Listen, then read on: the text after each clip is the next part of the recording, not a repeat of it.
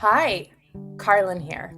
Over the past month, a couple of essays about work and corporate life have been making the internet rounds. The first, by writer Alex McCann, is titled The Death of the Corporate Job. His argument: the corporate job isn't collapsing in some big dramatic way, it's just quietly dying because people no longer believe in it. The offices, the meetings, the decks, they all still happen, but the sense of purpose has leaked out.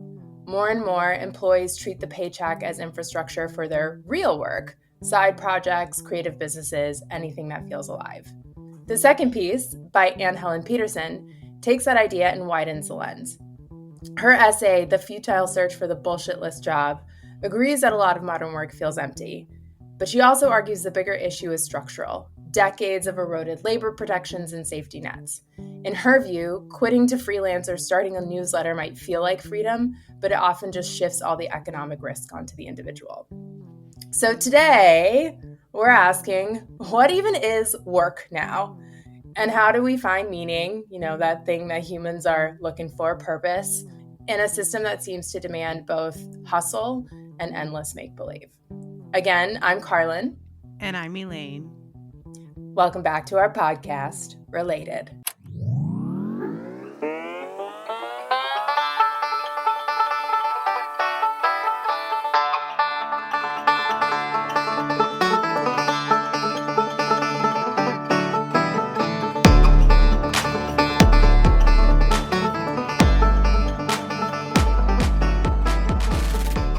Okay, Elaine. Yeah. You've read the two articles.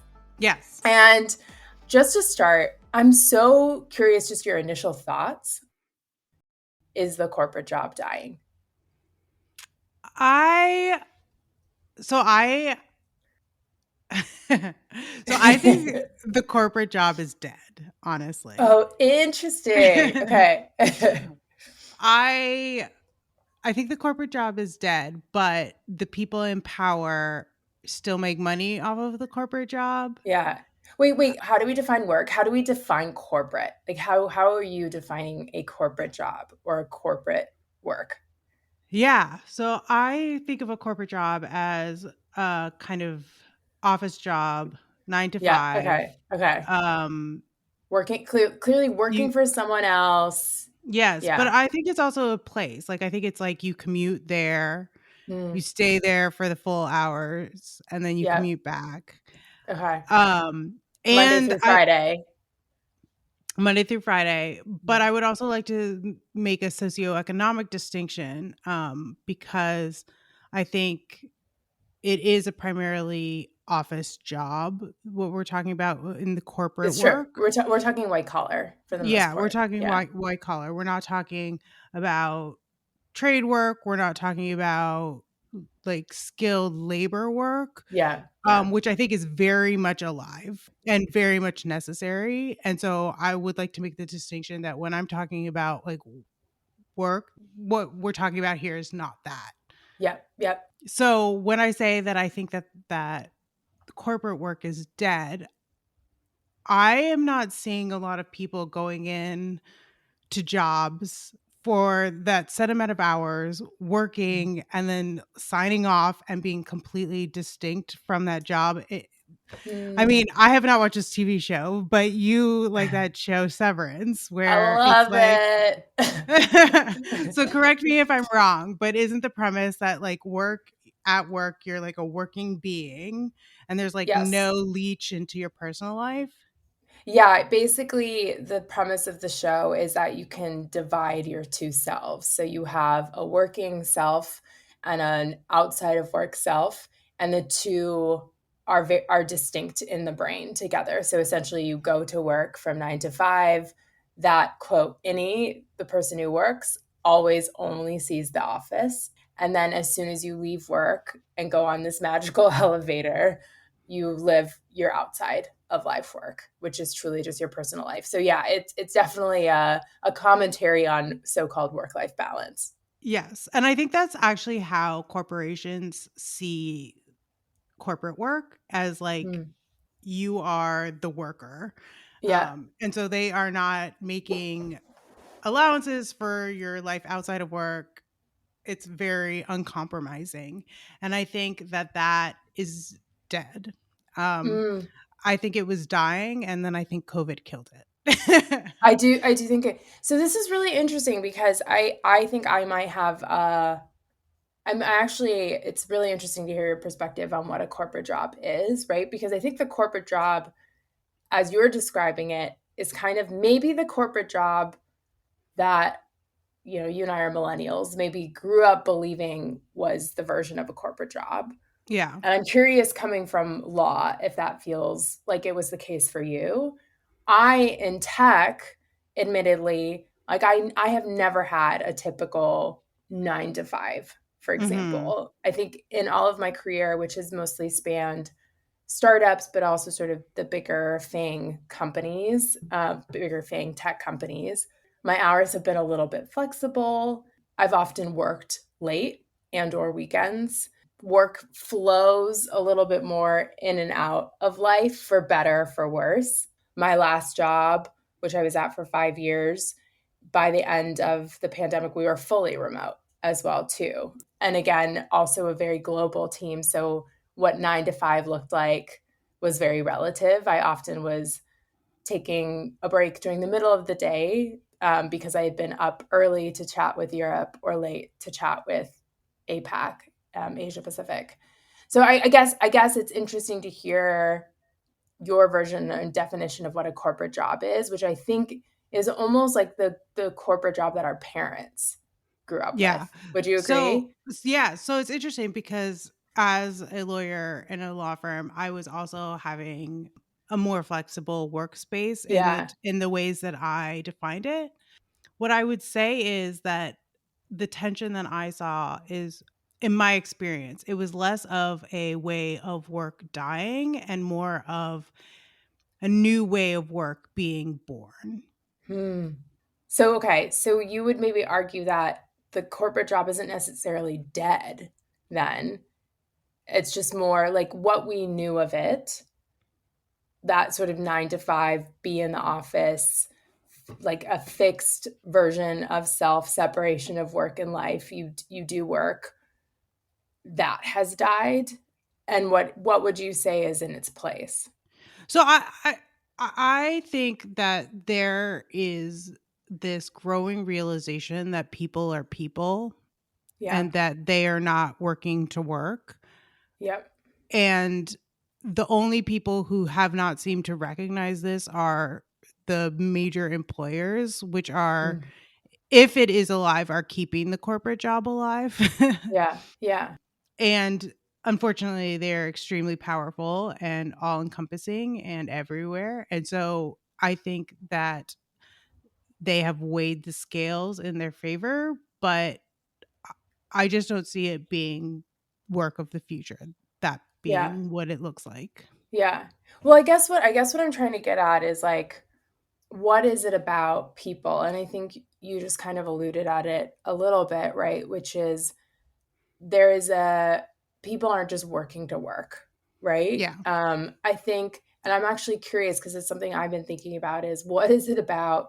You said COVID killed it, right? Yeah. I think it's less of a shift perhaps in the job itself and the parameters. It's more perhaps, what do people expect from work, or what do they want from work? I wonder if Mhm. that's where the expectations have changed. It's less about, I don't know, I'm trying to like get at it here in a kind of roundabout way, but like I don't know that the corporate job is dead. I don't know that I agree with you on that. I think it's maybe evolved, and I think the reason it has evolved, which I think you were alluding to, is that people are expecting more from their quote day jobs. So I think the corporate job, in that it is a safety net, is still alive. So you get healthcare through your employer. Some people get childcare through their employer. It's really difficult to, 401k. Yeah. yeah, yeah. So all of our social capital comes from corporate work. Yeah. And I think in that way it's still very much alive. And I think that's what you're talking about with corporate work, is that there is a safety net that we have refused to pivot away from. Mm. And not to get too political, but I think that's completely messed up.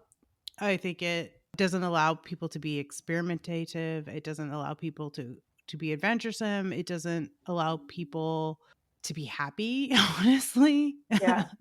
Yeah. uh, and I think the question is, do we pivot from that? Do we continue saying that work is going to be our safety net and that's just the way it is?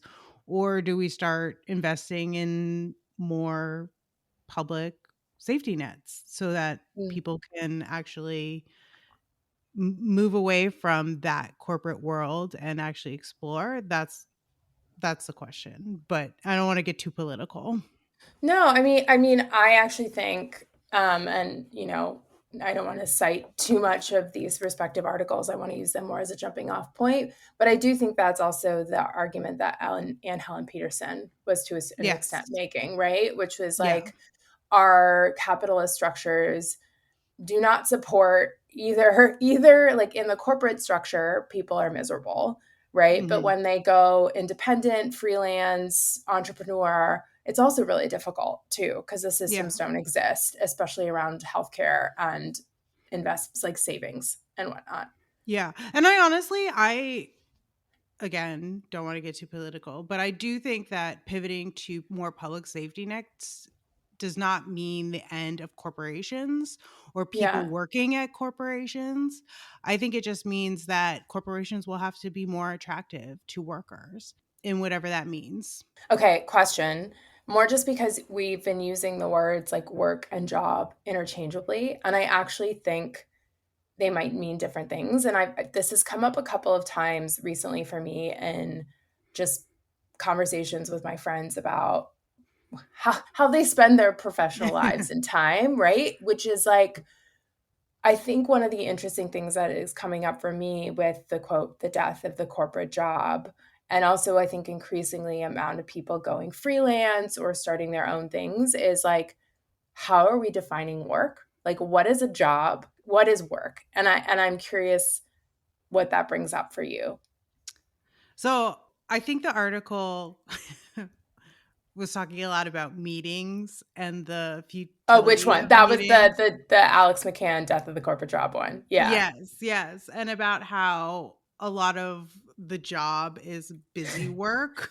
Yeah. The meetings for meetings, like, Yeah, yeah. which I relate to, but I also have an interesting perspective on because I when I was working was billing by the hour. So meetings to me were actually like a break where I got Mm, credit yeah. but didn't have to be like sitting at my desk looking at a piece of paper Yeah. like extremely focused. So my perspective of meetings is very different. So Mhm. that is just an example of how I think the lawyer world kind of skewed my Mm, perception of this yeah. work job thing. Yeah. So I'm actually more interested in hearing about your perspective because Yeah. you were not billing by the hour. No, I wasn't. I mean, I think it's more for me a philosophical thing. Like, and I think as the past couple years, I've been working on my own, both with a co-founder building something and then doing like consulting advisory work. I have had a really hard time, and I will reference the career break episode you and I did about a year ago, where we sort of discussed what it meant and felt like to sort of take a leap away or a temporary step away from the typical structured 9 to 5. I think I still have a hard time thinking and knowing that if I spend my day doing stuff for my own ventures, that is work. Mhm. Even though it is work, like, right, Yeah. like that, right, it is work. I am sitting at my desk, I'm collaborating with other people, I'm trying to build something, but I think without the validation or the sort of feedback of a bi-monthly paycheck, of an office to go into, of structured hours, that I have had to shift like what my definition of work is. I think when I was at, my last company was a big tech media company, it was so easy to be like, my work is anything related to do to the activity that I do with this company, right? It's managing a team, it's hiring people, it's sitting in meetings, it's doing some strategy work. What that work was so clearly defined because, again, I was getting like a paycheck from it. And I also was showing up sometimes to an office, but certainly to meetings every day where there was like external validation of other people who were also showing up to those meetings. What's interesting is like there's work and then there's also a job, right? Which I think I've been chatting a little bit with my friends about this, some of whom are going back to quote corporate structures for a quote job, which is something that will pay them like more immediately and will provide that sort of structure and stability. I don't know if I'm answering your question, but I guess like I think for me what was really hitting about these articles was just sort of a more philosophical and personal question for me around like what do I consider work, Yeah. and what is the framework that I grew up believing work was versus how am I shifting my own standpoint on what work means, right? I would argue that you are working right now, right? Yes. Yes. Right. And Yeah. so I don't have much to say on that, but I would like to point out the parallels of what you're saying to what women have been saying about unpaid labor for, decades. Yeah. Yeah. Yeah. And by unpaid labor you mean like motherhood? Like motherhood, like Yeah. wifehood, like Yeah. keeping a home, that kind. Yeah. Yeah. And but I guess it's interesting, like you and maybe certain like I at this point might be looking for full time corporate. I'm also like hesitant to say full time because I am working full time right now. But Right. like there is a definition I think in society that perhaps we're all shifting away from of like what it means to work and to be like a productive member of society, and that often means to be in the employment of someone else, right? Yeah. Yeah. um And again, to circle yeah. back to my Yeah. political thing, which you can edit this out, but No, I if love it. if the safety net is political, is sorry, is political, is public, then you Yeah. don't have to argue about what work is worthy of the safety net, right? Yeah. Yeah. And by that you mean like specifically healthcare? It's healthcare, it's childcare, it's infrastructure, it's all the things we pay taxes for, Yeah. Yeah. which comes from our jobs and then is funneled back to us through our jobs in a lot of ways. Yeah. Like what would happen if our taxes went to fund us directly Yeah. Yeah. instead of the corporations that fund us indirectly? You're essentially saying right now we go to work to basically afford the other parts of our life, right? Yes. While as if we didn't need to do that and instead the government and our public systems were instead funding us to do that, how we spend our time. I mean, work is really like it's all about how we spend our time, right? Right. Right. Right. Yeah. And I Would think be it vastly different. Right. And I think the argument is always like, would people work if their basic needs were already met? Probably And not. Yeah. I disagree. I think people would. I don't think Okay, people would. well, okay. Okay, so again, this is the work piece. They might not go to work for someone else, Right. right? But would Yeah. they work? Yes. Yes. Yes. Yes. Can I ask more just like on a personal level, if that were the case, like what would you do?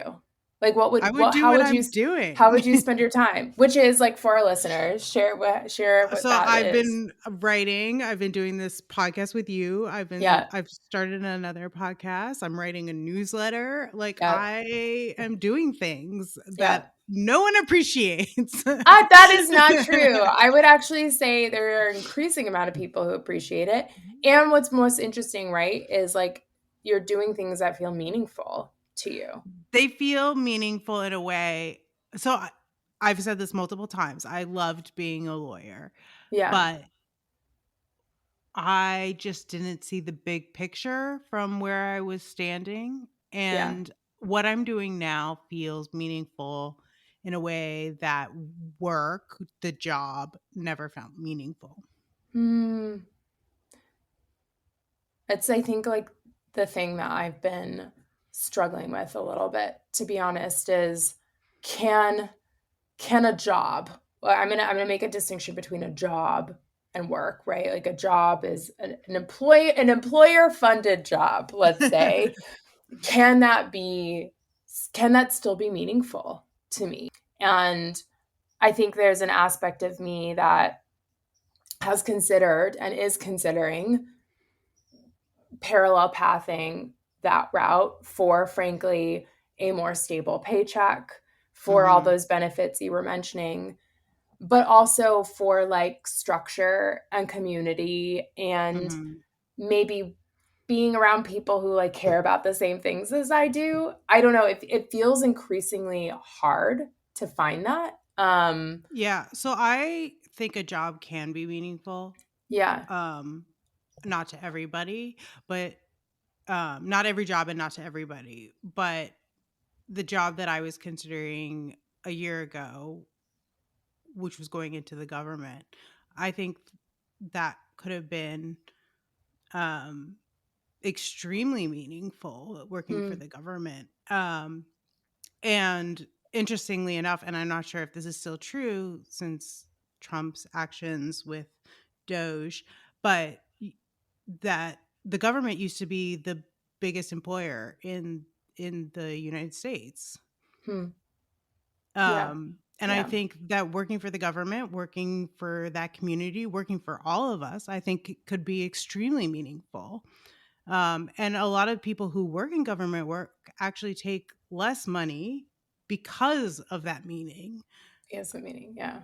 So I don't want to say that like being at a job can't be meaningful, because I think it can be Yeah. extremely meaningful. I do think it depends on the situation, the person, the bigger picture.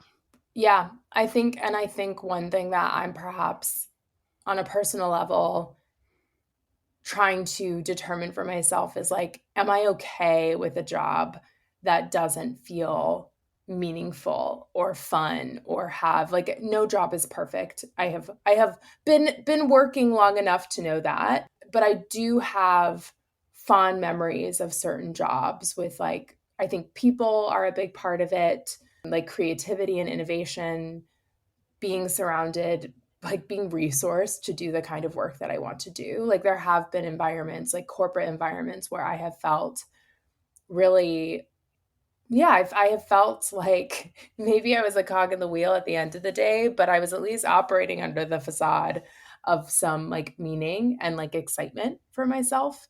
Yeah. Um, but there has been something where I don't know if it's the phase of life we're in, you know, you and I are in our mid late 30s, we're millennials. I don't know if this is something that every generation just goes through at our age, where people are sort of like, we've been doing this 15, 20 years. Is this what the rest of life looks like? Is Hmm. I just feel like there is a conversation happening, as evidenced by these articles, around a kind of pivotal point around like, how do we all want to spend our time, and how can we all afford to spend our time, which is just like very interesting to me, and I think a lot of it is wrapped up in meaning and purpose. Yeah. I think the affordability part is really important because we need to afford our lives. I also want to just point out that there's also a status symbol Yeah. perspective. We are very ingrained to equate worth of a person with their occupation and their salary. And I think it's very hard to step away from that framework. Yep, it is. I will say I have a friend who, after a few years away from corporate work, she's been consulting for the past 6 years, is about to take a big job at Google and make a lot of money. And there's a part of me that's like, should I, like, I want that, right? Because of the ease of financial unburden that it provides. And then I also think about the fact that she's going to be commuting from a city like every week. She like can't get a dog anymore because of it. She's going to be working a lot on a product that she is fine with, and like I think we'll find some purpose ish about it, but it's not her passion. And I don't know. Again, I don't want to go around in circles here, but it's been sort of the big conundrum on my mind right now. Yeah. So I think for me, actually digging into that status thing was like really important because Yeah. we do, and especially lawyers, put a lot of weight on prestige. Yeah. And so I did a lot of examining of status in the last couple years. And I realized to me, it's not the status that it is inherently appealing, it's the freedom that comes along with it.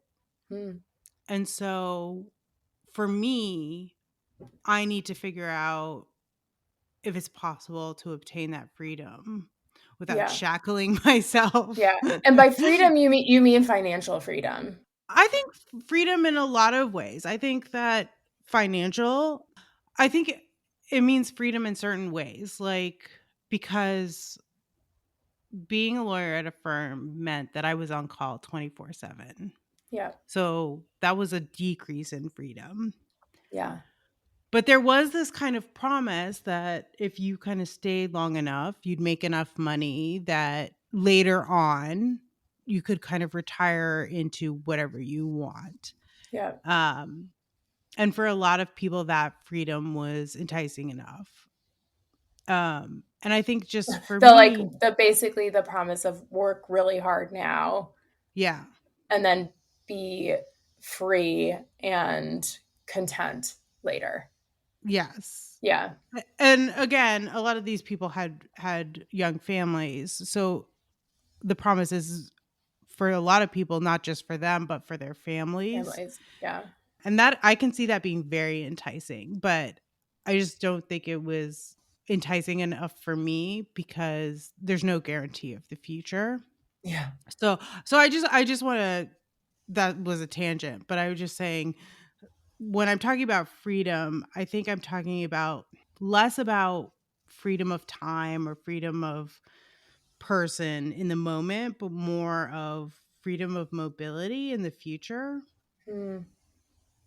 I mean, the only reason I would go back to a full-time job right now is for like some structure and some teamwork, but really for a future self, a future Yeah. version of myself, right? Where it's like maybe I don't have to think about ever going back to a corporate job or I can fully work for myself, which it's interesting you say that because I think that's maybe where I'm also like currently feeling really introspective about, which is how much do I want to live for now and like what meaning and purpose looks like for me now versus protect my future.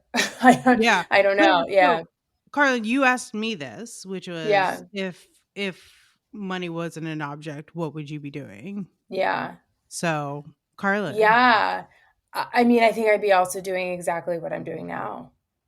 yeah. Which Minus the is looking for jobs or well, I would say right at this moment, I'm not looking for a job. I am considering looking for a job yeah. because sort of where I'm at for listeners' sake, I'm working on this venture with a co-founder where, so early days. We've been working at about a year. It'll probably take like another year before our first real product is like ready to come to market. It's a physical good. And just like with tariffs and the manufacturing process, and we're like Yeah. both learning into e-commerce and ads and all those things. Like it's been so fun, but it's just it's slow going. And she and I are both at the points right now like we can't like retire. So we are both self-funding, and to self-fund also requires that we either leverage our savings and or make money through additional means. So right now she is like about to start a full-time job. I've been consulting as well, which again has been enough, but I think there is a point where I'm like I also I also worked for so long in corporate to like build out my like a decent nest egg for myself, and I want to continue to see like the fruits of that and not dip into it. To answer your question, I would be doing I would want to build something for my own.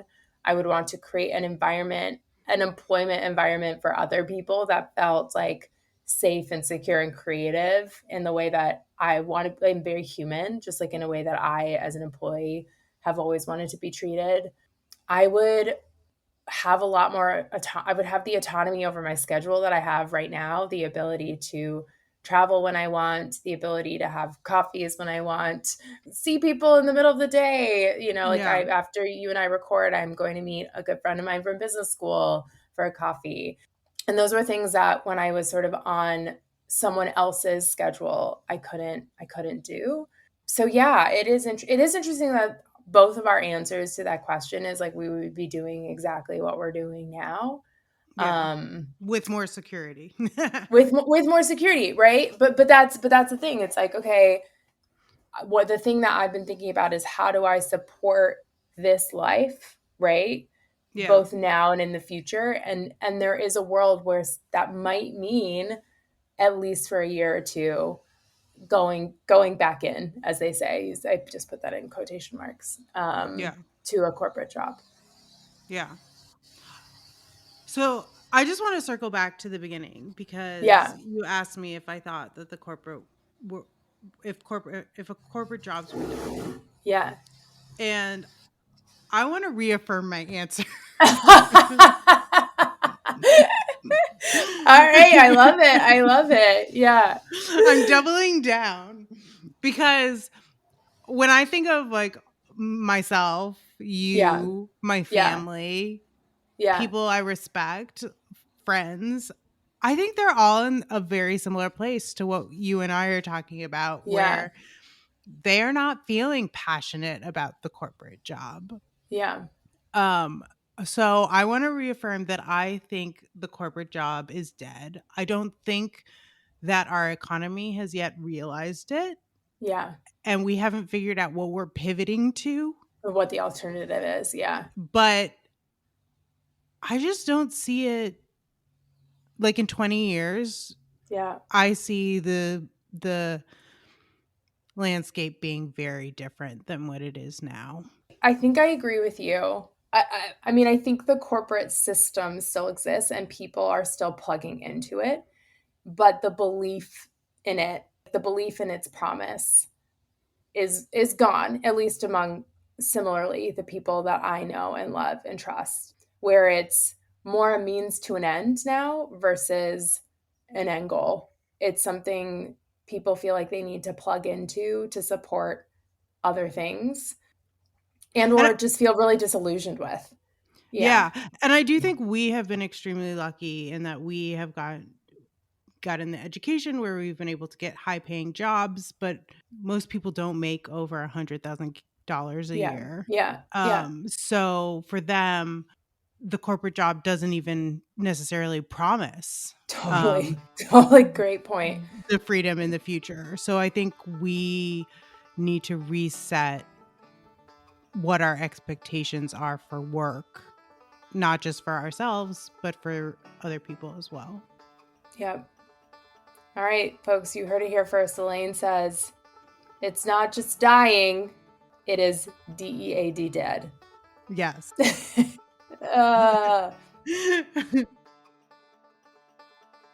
Thanks for listening. If you enjoyed our conversation this week, we look forward to sharing more with you. Follow us now so that when our next episode premieres in 2 weeks, you can be sure not to miss it. You can find us wherever you listen to your podcasts. See you next time, everyone.